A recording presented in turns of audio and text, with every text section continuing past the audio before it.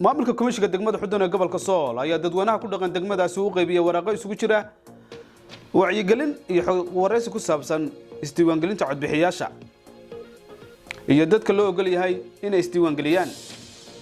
haddaba komishiga degmada Xudun ayaa dadweynaha ku dhaqan degmadaasi ugu baaqaya inay ku dhiiradaan oo ka faa'iideystaan isdiiwaangelinta. isdiiwaangelintu waa xaquuq dastuuri ah iyagu leeyihiin waxna ku dooran karaan laguna dooran karo. ku dhawaaqida diiwaangelinta codbixiyaasha 2020-2023 komishiga doorashooyinka Soomaaliland waxay ku dhawaaqeen hirgelinta diiwaangelinta codbixiyaasha dadweynaha ku nool Soomaaliland in la bilaabi doono maalinta taariikhdu ku eg tahay 18 bisha 12 2022 waxaana ka qayb qaadanaya qof kasta oo buuxiyay shuruudaha hoos ku qoran. 1 qofkan hore isu diiwaangelin. 2 qof gaadhay da'da codbixinta 15 sano muddadii ka dambeysay diiwaangelintii u dambeysay ee 2020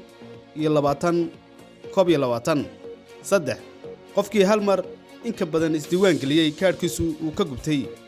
4 qofkii isu diiwaangeliyay ee aan qaadan kaarkii codbixinta ee diiwaangelintii hore ee 2016 ilaa 2020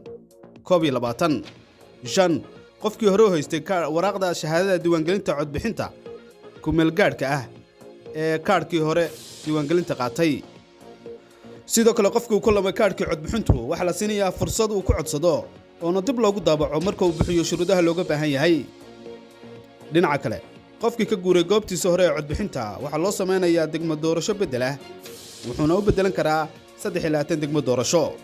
haddaba dadweynaha waxa la socodsiinayaa degmada Xudun ee gobolka Sool inay ka qayb qaataan oo ka faa'iideystaan isdiiwaangelinta codbixiyaasha ee 2022-2023 waanigu ah Maxamed Maxamuud Cawiil Kawte degmada Xudun ee gobolka Sool.